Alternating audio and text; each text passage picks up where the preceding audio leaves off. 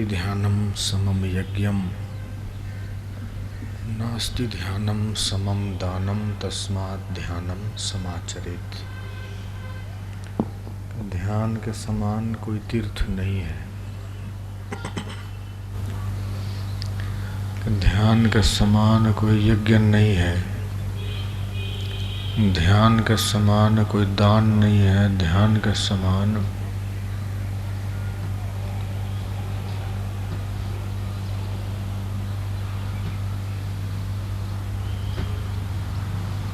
तप नहीं है, तीर्थ नहीं है, यज्ञ नहीं है। इसलिए ध्यान का अभ्यास करना चाहिए कि वर्तमान समय में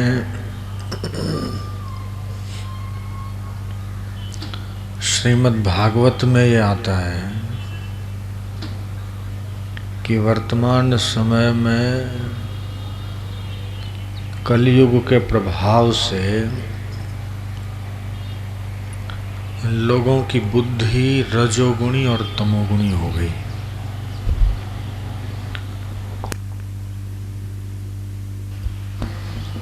कि मंदा सुमंद मतयोः कि मंद भाग्या युपद्रुताः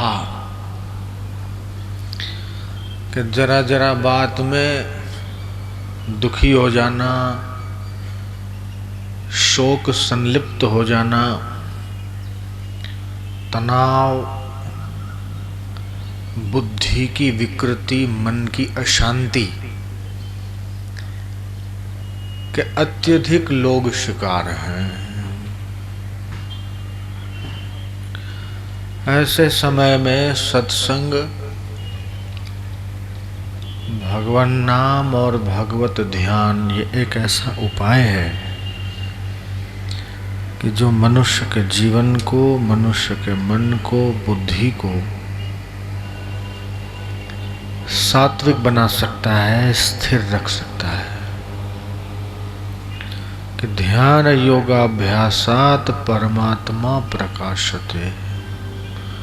उपनिषदकार ने कहा कि ध्यान योग के अभ्यास के द्वारा परमात्मा का प्रकाश पैदा होता है।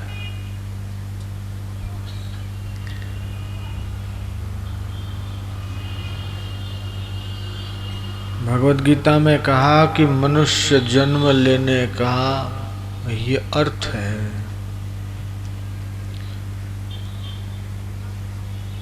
कि वो आत्मलाभ करे। कि आत्मलाभात् परम लाभम न विद्यते, आत्मसुखात् परम सुखम न विद्यते। आत्मलाभ से बड़ा कोई लाभ नहीं है, आत्म सुख से बड़ा कोई सुख नहीं है। इसी आत्मलाभ को प्राप्त करने के लिए राजा जनक ने अष्टावक्र ऋषि की शरणागति स्वीकार की। राजा जनक के पास किसी भी बात की कमी नहीं थी कि वो राजा थे, अपार समृद्धि, अपार ऐश्वर्य, किसी चीज की उनके पास कमी होने का तो प्रश्न ही नहीं होता है। लेकिन उनके मन में यही खटक रहा था कि जिसके लिए भगवान ने मनुष्य शरीर दिया वो काम न हुआ और बाकी का सारा मिल गया और अपने आप को संसार से मुक्त नहीं कर पाए और मरने के बाद दुर्गति हुई और 1,84,000 के चक्कर में घूमना पड़ा। तो इससे क्या फायदा? मनुष्याणाम सहस्रेषु, हजारों हजारों लाखों लाखों मनुष्य हैं, लेकिन उन मनुष्यों में भी ईश्वर के प्रति, संतों के प्रति श्रद्धा का होना और कठिन है। श्रद्धा हो भी जाए तो वो श्रद्धा का टिकना कठिन है, और श्रद्धा टिके और फिर उनकी बात को स्वीकार करने वाले मुश्किल हैं।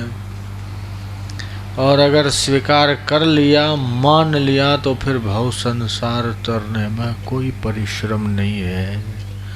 तुलसीदास जी ने कहा, भव तर बिनहि प्रयास, के संसार सागर यूं तरो बिना प्रयास तर जाए, हो वहीं जब संत अनुकूला, कि जब संत अनुकूल होते तब। तो प्राचीन जमाने में बड़े बड़े राजा महाराजा ऐसे संतों को, ऋषियों को खोजते थे, जंगलों में ढूंढते थे। आजकल तो बहुत मुश्किल होता जा रहा है।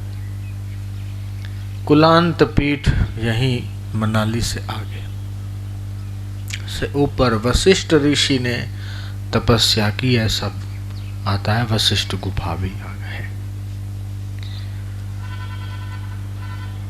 और उसके बाद यहाँ से राजस्थान के माउंट आबू के तलहटी में उन्होंने तपस्या की थी, ऐसा वर्णन आता है। तो ये तपस्या से सिद्धि मिलती है। तपः सिद्धिर भूयते। राम जी के गुरुदेव वशिष्ठ जी महाराज कहते हैं कि है मुनि शार्दुल, ऐसी कौन सी उपलब्धि है कि जो मनुष्य को तपस्या से प्राप्त नहीं होती। तपस्या से रिद्धियां, सिद्धियां, मनोवांछित फल की प्राप्ति होती है। तपस्या से मनुष्य इहलोक के भोग और परलोक के ऐश्वर्य को प्राप्त करता है। कि जिन लोगों के जीवन में ऐश्वर्य है और जिनका सफल जीवन है, उनके मूल में कभी न कभी उनकी पूर्व काल की तपस्या रही है। तो तप क्या है कि इंद्रियों को वश में करना, यह तप है।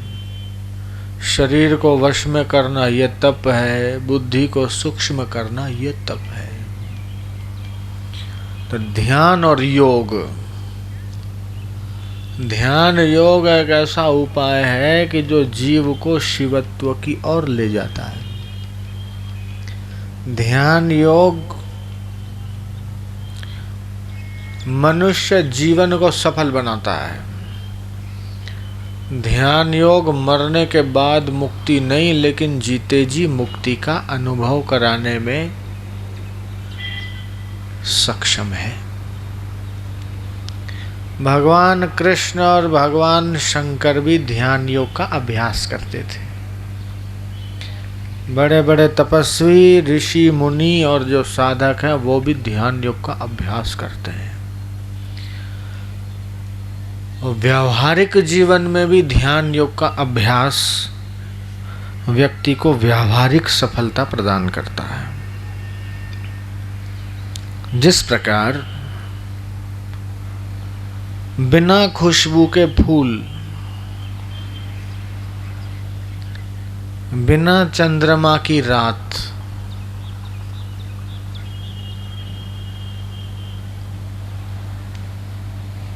किस ढंग की है, उसी प्रकार बिना ध्यान योग के मनुष्य का जीवन भी बाहरी सुख सुविधा पूर्ण तो दिखाई देगा, लेकिन मन की जो शांति है, मन का जो आराम है, मन की जो विश्रांति है, वो उसे प्राप्त नहीं होगी।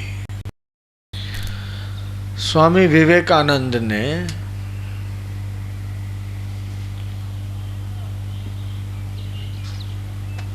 रामकृष्ण परमहंस के निर्देश अनुसार ध्यान योग किया। रामकृष्ण परमहंस ने विवेकानंद को ध्यान योग की विधि और प्रक्रिया बताई कि इस ढंग से मन को संयत करो। मन के हारे हार है, मन के जीते जीत है। जिसका मन वश में है, जिसकी इंद्रियां वश में है, उसका मनोवांछित उसको फल प्राप्त होता है, और वही उसका जीता हुआ मन उसको मुक्त कर देता है। और जिसका मन नहीं जीता गया, इंद्रियां नहीं जीती गई, तो वो धीरे धीरे धीरे धीरे धीरे फिर अधो गच्छन्ति तामसः। जो मनुष्य है वो बीच में है। अब ये चाहे तो ऊर्ध्वलोक में भी जा सकता है, ये चाहे तो अधोलोक में भी जा सकता है, ये बीच में है। भगवत गीता ने कहा कि ऊर्ध्वम गच्छन्ति सत्वस्थः, कि जो सत्वगुण संपन्न लोग हैं वो ऊर्ध्व लोकों में जाते हैं, ऊंचे लोकों में जाते हैं। मध्ये तिष्ठन्ति राजसः, जो रजोगुण के स्वभाव के लोग हैं वो बीच में टिकते हैं। और अधो गच्छन्ति तामसः, कि जो ध्यान योग का अभ्यास करेंगे नहीं, सत्संग सुनने में रुचि नहीं, शुभ और पवित्र कार्य करेंगे नहीं, और अपने जीवन को ऊंचा बनाने के लिए जो तत्पर नहीं है, न खाने का खाया, न पीने का पिया, जैसा मन में आया जिया, और बिना संयम का जीवन, मनमाना जीवन और उच्छृंखल जीवन, वो व्यक्ति को फिर अधो गच्छन्ति, कि मरने के बाद नीच योनियों की प्राप्ति होती है। पशु हैं, पक्षी हैं, जलचर हैं, नभचर हैं, उन योनियों में फिर वो चला जाएगा। तो मनुष्य बीच में है, ये चाहे तो अपने आप को ऊंचा बनाए और देवत्व को प्राप्त हो सकता है, मरने के बाद स्वर्ग में कि वैकुंठ में कि देवताओं के उन लोगों को प्राप्त होता है। और अगर संयत नहीं किया तो फिर अधोगति हो जाएगी। हकीकत में मनुष्य का जितना भाग्य है कि मनुष्य को ईश्वर ने जो वरदान दिया है वो ऐसा वरदान है कि वो इसी मनुष्य जीवन में परमात्मा के तत्व का बोध प्राप्त करके खुद तो तर सकता है और दूसरों को भी तार सकता है, ऐसा इसके पास है। खुद भी महान बन सकता है, दूसरों को भी महान बनाया जा सकता है। कि नरतन समन नहीं कवि नौ देही, कि जीव चराचर जाचत तेही, के साधन धाम मोक्ष करी द्वारा, पाई न जे परलोक संवारा, ते सिर धुनि धुनि पछतावही, कालही कर्मही ईश्वरही मिथ्या दोष लगाई, कि जो न तरे भव सागर नर समाज असपाई, सोकृत निंदक मंदमति आत्महन अधोगति जाई।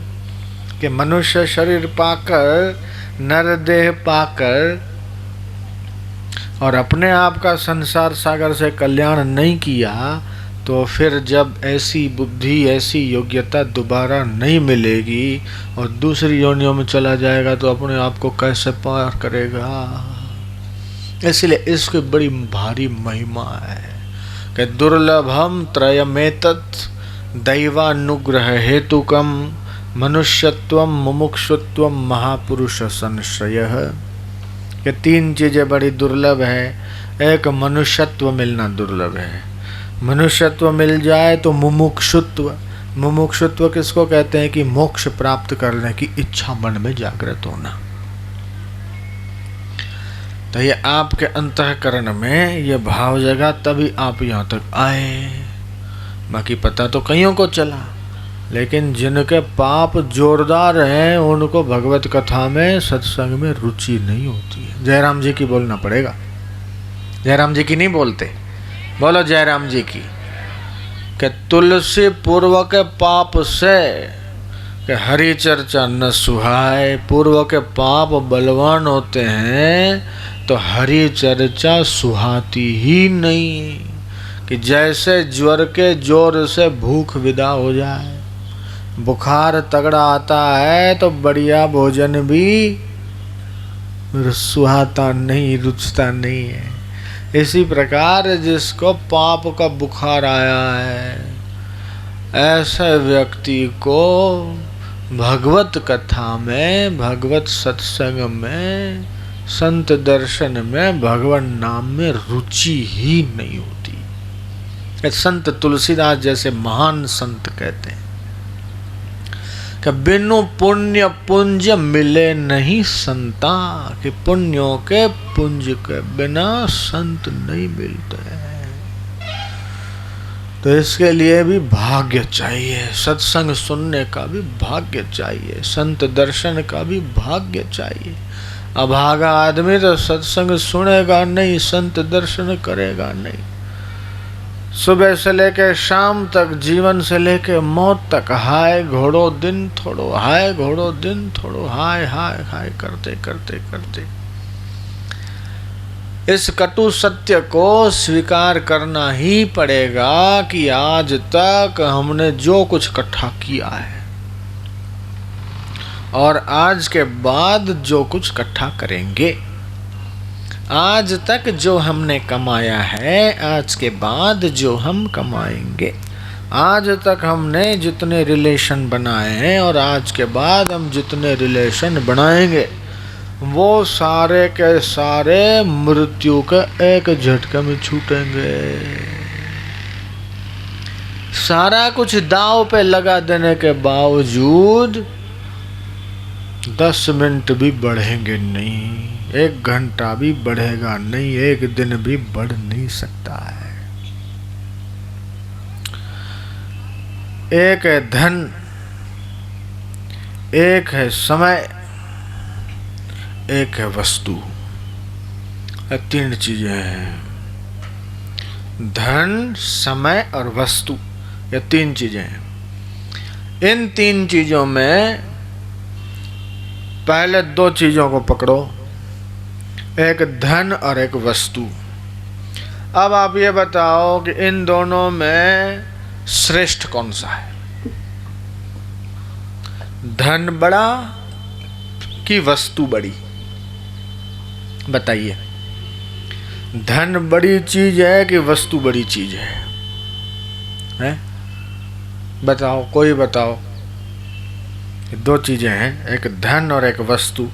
इन दोनों में बड़ी चीज कौन सी है? हैं? क्या? आत्मज्ञान तो बड़ा है ही है, आत्मज्ञान तो बड़ा है ही है, उसकी मैं मना नहीं करता हूं। लेकिन धन और वस्तु, इन दोनों में क्या बड़ा है?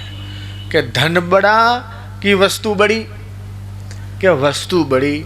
धन है वस्तु के लिए, सीधे नोट तो खा नहीं सकते हो, सीधे पैसे तो खा नहीं सकते हो। कि पैसा दे के गेहूँ लोगे, पैसा दो के सब्जी लोगे, पैसा दे के कपड़ा लोगे, तो पैसा काहे के लिए है? कि पैसा वस्तु के लिए है। तो धन और वस्तु, इन दोनों में वस्तु ऊंची चीज है। अब धन, वस्तु और समय, इन 3 चीजों में कौन सी बड़ी चीज है? बताओ। है समय। इन 3 चीजों में समय ये बड़ा है, क्योंकि समय देके तुम नोट भी कमा सकते हो और नेता हो तो वोट भी ले सकते हो। टाइम देके धन कमा सकते हैं, वस्तुएं खरीद सकते हैं, बढ़ा सकते हैं, बेच के और पैसा ले सकते हैं। लेकिन ये सारे की सारी वस्तुएं, सारा का सारा धन दांव पे लगा कर जितना समय तुमने इनको इकट्ठा करने में, इनको जोड़ने में लगाया, उससे आधा टाइम या आधे से आधा या उससे आधा टाइम भी तुम बढ़ा नहीं सकते हो। इसलिए समय बहुत कीमती है, समय बहुत मूल्यवान है। तो उस ऐसे मूल्यवान समय को मूल्यवान परमात्मा में जो लगाता है, उसका जीवन मूल्यवान हो जाता है। ऐसे मूल्यवान समय को जो मूल्यवान ध्यान योग के अभ्यास में लगाता है, उससे मूल्यवान अनुभव की प्राप्ति होती है और उसका जीवन भी मूल्यवान बन जाता है। देख लो संत कबीर, उसने उस परमात्मा में अपने मन को लगाया, तो क्या उनको खाने पीने की कमी पड़ी? ना, वो खुद तो खाए पिए, उनके भक्तों को खिलाए पिलाए, जो भी आया आनंद ही आनंद है। संत कबीर ने अपने जीवन को मूल्यवान परमात्मा में लगाया, परमात्मा के ध्यान में लगाया। और भी कई नामी अनामी, मीराबाई देख लो, संत तुलसीदास जी देख लो, संत कबीर देख लो, वो 16 साल की सुलभा देख लो, संत रविदास देख लो, और भी नामी अनामी कई। तो ये ध्यान योग का अभ्यास अगर आप करेंगे तो धीरे धीरे आप ये पाएंगे कि आपके शरीर में जो छुपे हुए रोग हैं, जो अभी तो नहीं पता चलता लेकिन आगे हो सकते हैं, ध्यान योग का अभ्यास करने से भविष्य में होने वाली वो बीमारियां नहीं होगी। वर्तमान जो शरीर में बीमारी है वो भी नष्ट होगी। एक है तन की बीमारी, दूसरी मन की बीमारी। ध्यान योग के अभ्यास से तन की बीमारी भागेगी, मन की बीमारी भागेगी। मनोवैज्ञानिक लोग आजकल बोलते हैं कि लगभग विश्व में 70% लोग मनोरोगी हैं। कि शरीर से तो ठीक है, दिमाग ठीक है, हार्ट ठीक है, लिवर ठीक है, किडनी ठीक है, सारा ठीक है, लेकिन मन जो है, चिड़चिड़ापन, गुस्सा, तनाव, उद्वेग, इस प्रकार मनोरोग, डिप्रेशन, आजकल तो ऐसे नई नई बीमारियां, नए नए रोग पैदा हो रहे हैं कि कभी सुने नहीं थे। तो ऐसे बीमारी से छुटकारा होगा। दूसरा, मन शांत होगा। जिसका मन ठीक से शांत हो गया, भगवत गीता ने कहा प्रशांत मनसम येनम योगिनम सुख उत्तमम, कि जिसका मन ठीक से शांत हो गया। योगिनम सुख उत्तमम, कि योगियों को जिस सुख की प्राप्ति होती है, जिस उत्तम सुख की, ऐसे उत्तम सुख की प्राप्ति ध्यान योग के अभ्यासी को होती है। आजकल जो विदेशों में जिसको योगा कहते हैं, वो भारतीय योग का एक पार्ट है, एक हिस्सा है। वो पूर्ण योग नहीं है। वो तो आसन कर लिए, शरीर को टेढ़ा मेढ़ा ऊंचा नीचा घुमा लिया या कसरत कर ली, वो व्यायाम है। That is not yoga. योग मीन्स, योग का मतलब यम नियम आसन प्राणायाम प्रत्याहार धारणा ध्यान समाधि, योग के 8 अंग है। ये जिसने कर लिया उसका पूर्ण योग हुआ। बाकी योग का हिस्सा करने वाले तो कई हैं। तो ध्यान योग के अभ्यास से, और वो भी जब समर्थ और जानकार आचार्य के सानिध्य में, जब प्राणायाम होता है, जब आसन होता है और जब शक्तिपात होता है, तो उससे कुंडलिनी शक्ति जागती। तो हमारे शरीर में 7 केंद्र हैं: मूलाधार, स्वाधिष्ठान, मणिपुर, अनाहत, विशुद्धाख्य, आज्ञा चक्र और यहाँ पर सहस्त्रसार। तो जब वो शक्तिपात से वो हमारी छुपी हुई या दबी हुई जीवनी शक्ति ऊर्ध्वगति को प्राप्त होती है, तब हमें अपने दोष, दुर्गुण और रोग मिटाने के लिए विशेष परिश्रम नहीं करना पड़ता। वो आद्य शक्ति, वो महामाया, वो कुंडलिनी शक्ति अपने आप जो जरूरी है, जो स्वास्थ्यप्रद है, वो अपने आप करती जाती है और हमें पता भी नहीं लगता, और हम रोग मुक्त हो जाते हैं विदाउट मेडिसिन।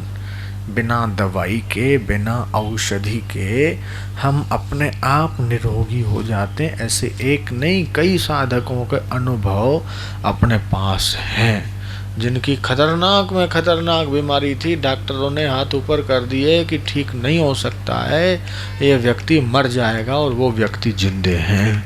ऐसे एक नहीं, कई हम दिखा सकते हैं। तो ये तो स्वास्थ्य लाभ, ये तो बहुत छोटी चीज़ है, लेकिन उससे भी ऊंची बात आत्म उपलब्धि, ब्रह्म ज्ञान, लोक परलोक का सुधार और उसके अंदर कार्य करने की कैपेसिटी, क्षमताएं उसकी बढ़ जाती। तो वो अभ्यास आप इन 3-4 दिनों में करेंगे तो बहुत लाभ होगा। महामूर्ख व्यक्ति था, उसकी कथा मैं बताऊंगा। महाकवि कालिदास के नाम से भारत में और विश्व में विख्यात हुए। इसी कुंडलिनी जागरण की महिमा है। एक तो होता है साधन करना और दूसरा होता है साधन अपने आप होना ऑटोमेटिक। इन दोनों में फर्क है। आंखों की जो पलकें हैं वो अपने आप गिर रही है तो ठीक है, लेकिन आप अगर गिराने बैठेंगे, चलाने बैठेंगे तो थक जाएंगे। श्वास ऑटोमेटिक चल रहा है तो चल रहा है, लेकिन अगर आप चलाने बैठो तो थक जाएंगे। तो जो अपने आप होता है उसमें परिश्रम नहीं है, और जिसको कोशिश करके करो उसमें मेहनत है। तो ये जो साधना है वो अपने आप, ये महामाया योग शक्ति, कुंडलिनी शक्ति अपने आप इसको करवाती है। तो इससे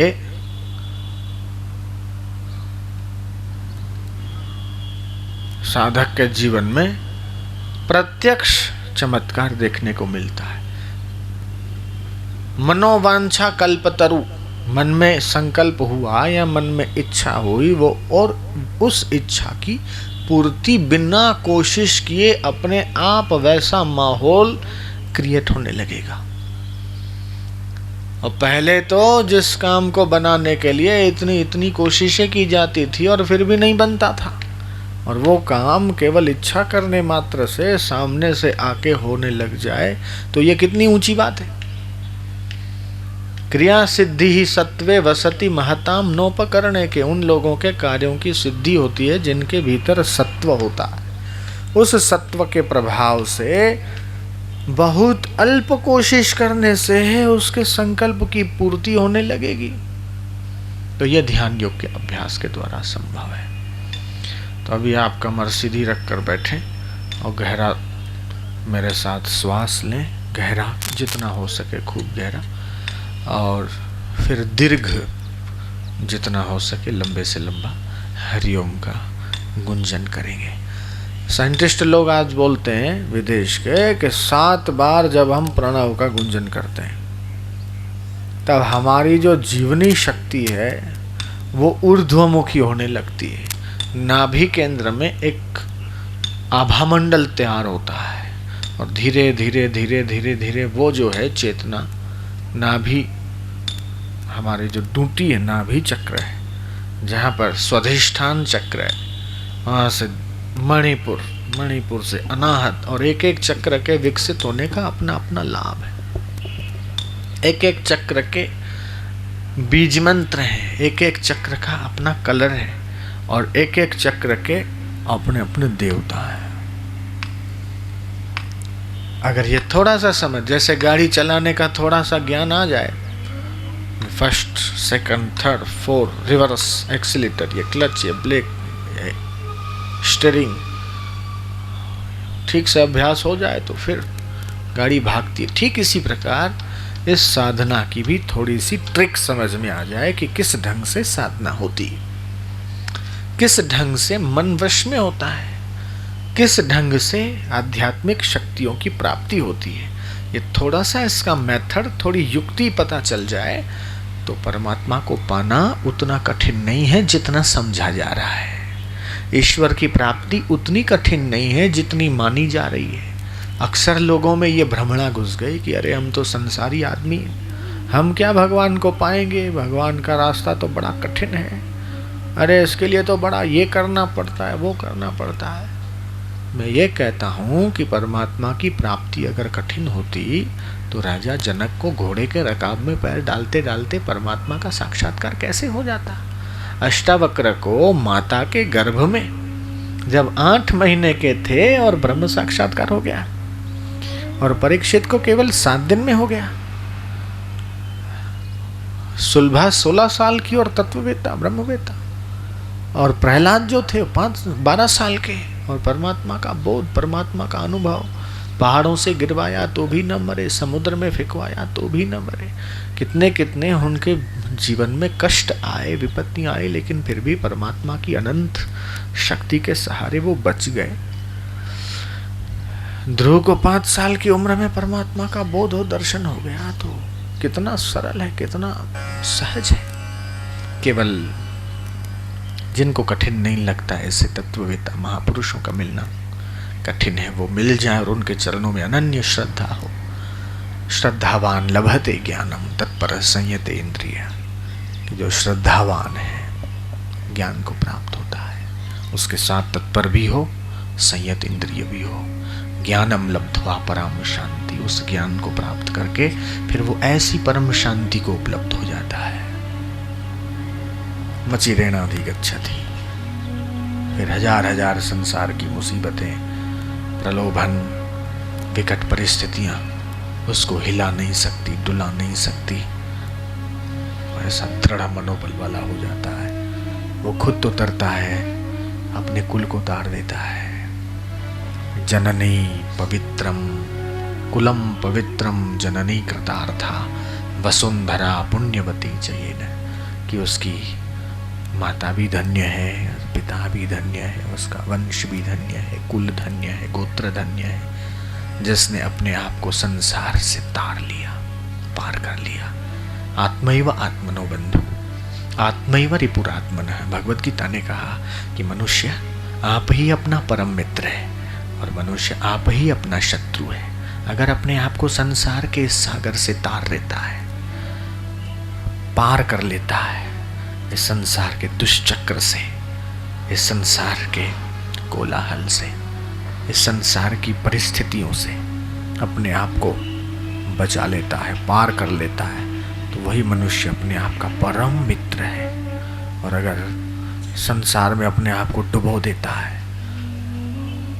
परमात्मा की ओर ध्यान नहीं देता, ध्यान योग का अभ्यास नहीं करता, शाश्वत सत्य को नहीं जानता, तो फिर वही अपने आप का दुश्मन बनकर अपने आप को अधोगति में डाल देता है। तो वे लोग सचमुच में धनभागी हैं कि जिनके पास ये प्रज्ञा है, जिनके पास ये विवेक है, जिनके पास ये उत्तम बुद्धि है कि मनुष्य जीवन केवल खाने पीने और संसार के भोग विलास में फंसे रहने के लिए नहीं है।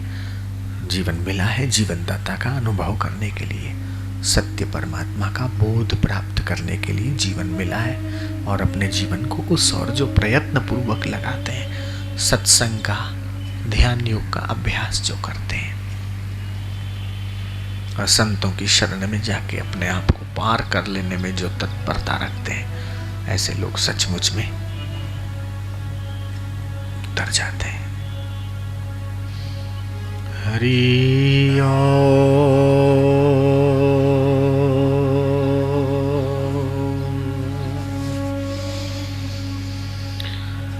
हरि